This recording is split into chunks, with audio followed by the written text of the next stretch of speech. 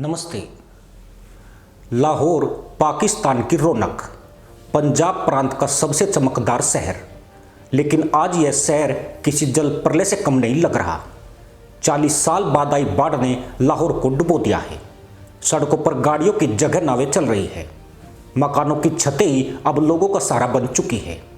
और यह सवाल खड़ा हो गया है कि आखिर ऐसा क्यों हुआ? क्या वाकई इसके पीछे भारत जिम्मेदार है, जैसा पाकिस्तान कह रहा है, या फिर यह पाकिस्तान के अपने भ्रष्ट सिस्टम और कुप्रबंधन का नतीजा है? आंकड़े साफ कहते हैं कि यह बाढ़ किसी साधारण तबाही का नाम नहीं है। पंजाब प्रांत के करीब 3,500 गांव पूरी तरह जलमग्न हो चुके हैं। सिर्फ लाहौर और उसके आसपास के इलाके से करीब 12 लाख लोग बेघर हो गए हैं। अस्पतालों में पानी घुस चुका है, रेलवे लाइन बह गई है, एयरपोर्ट तक पर पानी भर गया है। और सबसे खतरनाक स्थिति यह है कि लोगों को पीने का पानी, दवाइयाँ और खाने तक की सुविधा नहीं मिल पा रही है। लाहौर से लगभग 8 किलोमीटर की दूरी पर बहने वाली रावी नदी इस त्रासदी का सबसे बड़ा कारण बन चुकी है।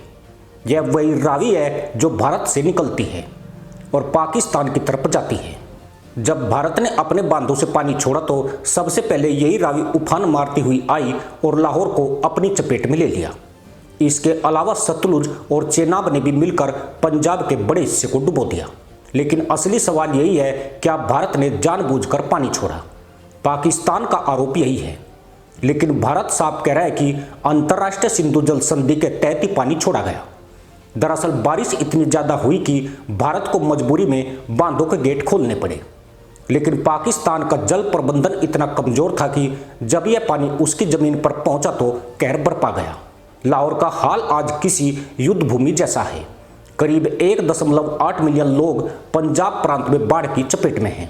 जिनके घर पक्के थे वो भी गिर गए, कच्चे मकान तो बह ही गए, हजारों मवेशी डूबकर मर गए। औरतें बच्चों को लेकर स्कूलों और मस्जिदों में शरण ले रही हैं। रात कैंपों में भीड़ इतनी ज़्यादा है कि जगह कम पड़ रही है। बच्चे भूख से रो रहे हैं, बूढ़े दवाइयों के बिना तड़प रहे हैं और जवान हाथ जोड़कर मदद मांग रहे हैं। सबसे बड़ा नुकसान किसानों को हुआ है। पंजाब प्रांत को पाकिस्तान का अनाज घर कहा जाता है, लेकिन इस बार करीब 8 लाख हेक्टेयर फसल पूरी तरह डूब चुकी है। गन्ना, चावल और गेहूं सब चौपट हो गया। किसान कह रहे हैं कि उनके पास अगले सीजन की बुआई के लिए बीज तक नहीं बचे और इसका मतलब है कि आने वाले महीनों में पाकिस्तान को अनाज के लिए आयात पर निर्भर रहना पड़ेगा। पहले से ही पाकिस्तान विदेशी कर्ज में डूबा है। अब अनाज मंगवाने के लिए और कर्ज लेना पड़ेगा। अब समझिए असली संकट क्या है। पहले से ही पाकिस्तान में महंगाई 30% से ऊपर थी। अब जब अनाज और सब्जियां डूब गई है, दूध और दही की सप्लाई टूट गई है, तो महंगाई और ऊपर जाएगी। इसका सीधा असर आम जनता पर पड़ेगा। यानी बाढ़ सिर्फ पानी का संकट नहीं, बल्कि आने वाले महीनों में भूख और बेरोजगारी का संकट भी खड़ा करने जा रही है। लाहौर की गलियों में जब कैमरे पहुंचे तो वहां से जो तस्वीरें आई वो डराने वाली थी। लोग घरों की छत पर बैठकर मदद का इंतजार कर रहे थे। कुछ लोग दरवाजों और खिड़कियों को तोड़कर बाहर निकल रहे थे, क्योंकि अंदर पानी भर चुका था। महिलाएं बच्चों को टोकरी में डालकर नाव तक पहुंचा रही थी।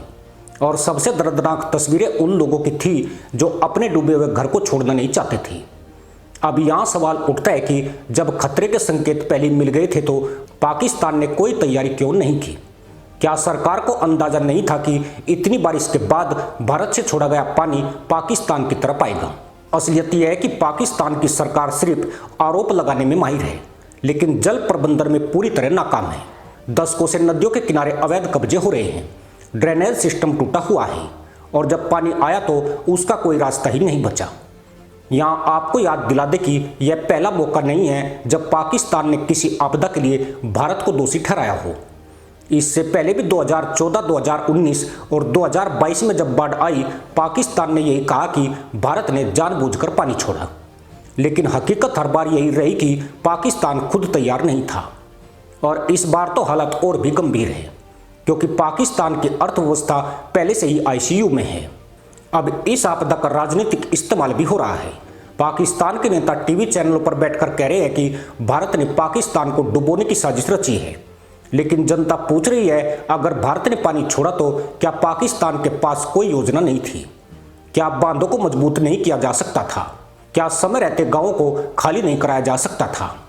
असलियत यही है कि यह आपदा पाकिस्तान के कुप्रबंधन का नतीजा है और यही वजह है कि आज लाहौर की तस्वीरें पूरी दुनिया में पाकिस्तान की पोल खोल रही हैं। अब जरा सोचिए, एक तरफ लाहौर की सड़कें जहां कभी शादियों में बारातें निकलती थी, आज नावें निकल रही है। दूसरी तरफ गांव के खेत जहां कभी गेहूं की लहलाती फसलें होती थी, वहां अब पानी का समंदर है।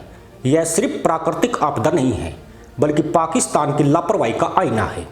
भारत का पक्ष साफ है, उसने पानी अंतर्राष्ट्रीय नियमों के तहत छोड़ा, लेकिन पाकिस्तान अपने घर की सफाई करने के बजाय हमेशा पड़ोसी पर कीचड़ फेंकता है और यही उसकी सबसे बड़ी कमजोरी है।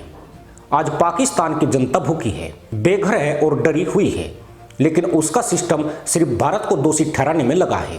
यही पाकिस्तान की सबसे बड़ी त्रासदी है और यही वजह है कि यह बाढ़ पाकिस्तान की आने वाली पीढ़ियों के लिए भी सबक बन सकती है, अगर पाकिस्तान इसे सबक मानना चाहे।